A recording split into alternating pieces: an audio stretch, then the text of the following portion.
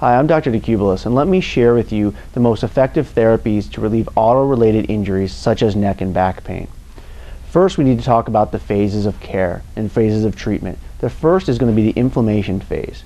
Now, during the inflammation phase, the goal is to not only decrease pain, but decrease inflammation in the tissues as well. Therapies that we would want to use during this phase include ice, which is going to help decrease swelling.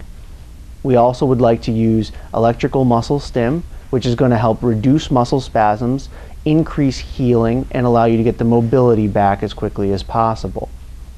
Now, in the second phase, this is called the repair phase.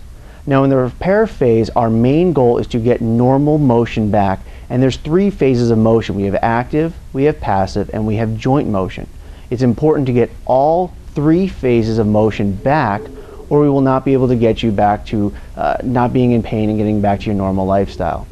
Now, the types of therapies we would want to do during this phase include physical medicine, such as chiropractic, and massage therapy.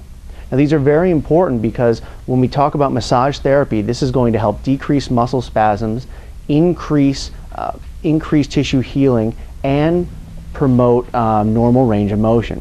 With the chiropractic adjustments, we're not only going to be able to get that tissue moving properly, but we're going to be able to get that joint motion back that you can only get through chiropractic adjustments. This is very, very important because if we do not get this back, we set you up for increased pain, permanent disability, and problems later in life. So we must get back this joint motion. Now, the third phase of healing is the remodel phase. Now, the goal of this phase is to not only increase strength in the damaged tissue, but to increase mobility and range of motion as well.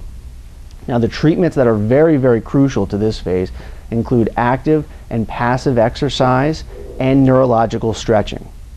The reason we need to do this is because we need to make sure that we get this tensile strength of the tissue back, but also get your range of motion and movement patterns correct. Otherwise, we risk not only permanent impairment, but the possibility of you re-injuring these tissues in the future, and that injury will be much worse than the injury you have now.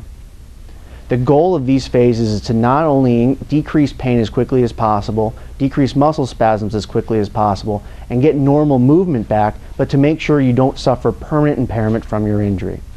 So if you're suffering from automotive injuries such as neck pain or low back pain, please give me a call at 630-435-6461, as I'd love to help you out.